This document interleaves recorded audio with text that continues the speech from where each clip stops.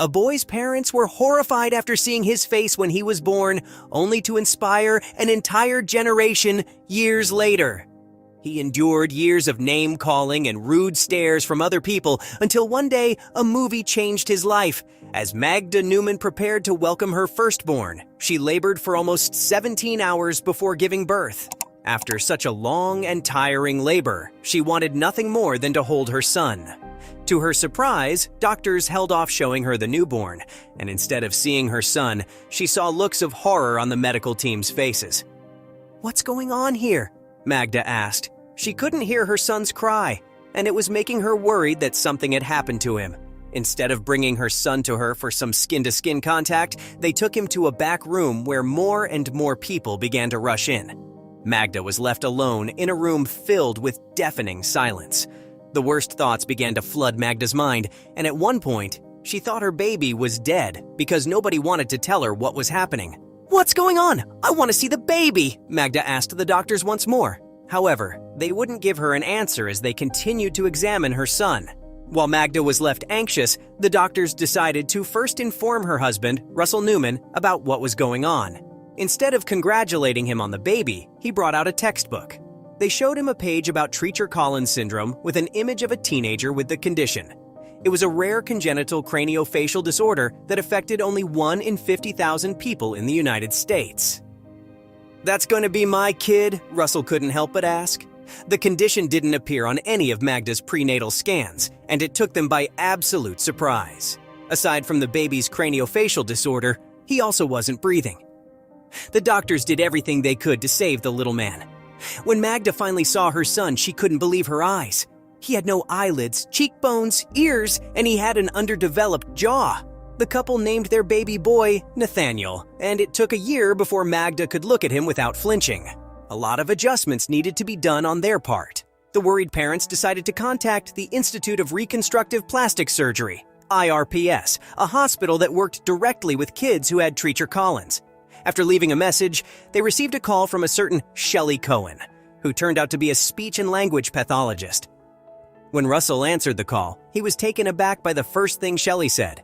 "Congratulations! Hey, Mr. Newman, you had a baby boy, I heard. That's wonderful!"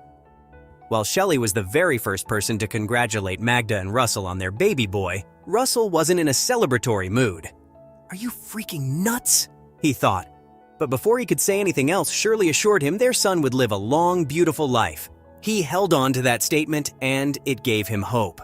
After a short while, Nathaniel was transferred to NYU Langone, where he stayed for an entire month. Throughout his stay there, the nurses could tell how devastated his parents were. Magda and Russell needed all of the encouragement they could get. They were devastated, hopeless, and full of fear until the day they found themselves watching the Grammys at the hospital. On the television screen was Christina Aguilera singing her song Beautiful. At that moment, the couple believed the singer was singing directly to them.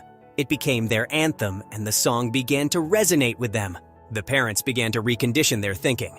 Instead of focusing on their child's appearance, they shifted their perspective, believing Nathaniel will be beautiful because of his personality. After the empowering message from Christina, Russell and Magda headed down to the NICU to see their son. It was then that they held him for the very first time. Magda recalled, "I almost cried every day. Every single time I looked at him, I could not believe it's my child. I couldn't believe it." Apart from his disfigurement, Nathaniel also had a difficult time breathing and eating. However, his brain was unaffected by his condition, so he was just like any other child. In his first year, Nathaniel had over 10 surgeries to try and improve his way of living. His parents refused cosmetic surgery on him and instead focused on improving his quality of life. One of the most difficult things Magda and Russell had to endure was having to hear comments from other people, especially in such a big city like New York. Nobody complimented Nathaniel, and nobody congratulated them too. His own dad couldn't help but admit he did not look like a person when he first laid eyes on him. By the time Nathaniel was a toddler, Magda and Russell wanted to try for another child.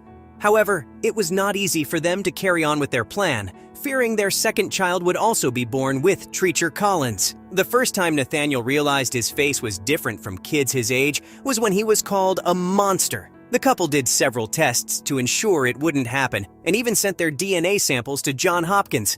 It was then they were convinced that there was a 99% chance their second child would not be born with Treacher Collins. True enough, they welcomed their son Jacob with no complications. The proud parents likened their second son to a porcelain doll. Nathaniel and Jacob grew up close until Nathaniel started becoming conscious of his own face. He noticed the stares and screams at birthday parties because children were afraid of how he looked. The first time Nathaniel realized his face was different from kids his age was when he was called a monster. For years, he endured all the judgment from other people.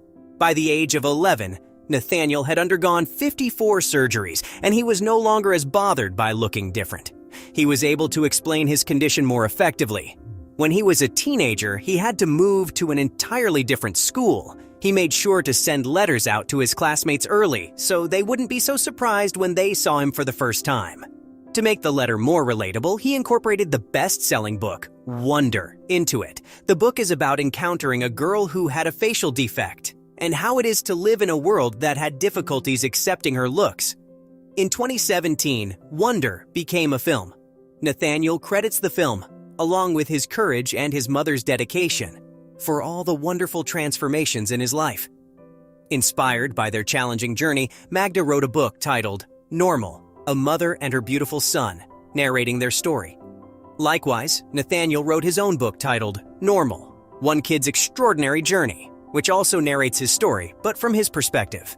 Through it all, Nathaniel has accepted his life wholeheartedly. Wonder changed the way people saw Nathaniel. It made them more understanding and a lot nicer to him. In school, he's treated like everybody else. Even Nathaniel's brother Jacob saw the changes that Wonder brought. He used to protect his brother like a bodyguard, but after the film came out, people weren't as harsh as they used to be. Nathaniel isn't jealous of his brother's normal face and has learned to accept his condition. Likewise, his mother realized that God chose her out of all the people in the world to care for Nathaniel. Through the years, she chose to stay home to care for him, while Russell worked at an insurance company. She handled caring for 2 growing boys while beating cancer twice. The Newmans leaned on each other to get through all of their medical difficulties. Now, Nathaniel is proud to say he isn't normal, but neither is anybody else. If we were all normal, we'd all have to be the same, he concluded. His parents have remained his backbone through the years, and they're proud to continue supporting him in his quest for a normal life. With so much support for him and his condition nowadays, it hasn't been difficult for him to do just that.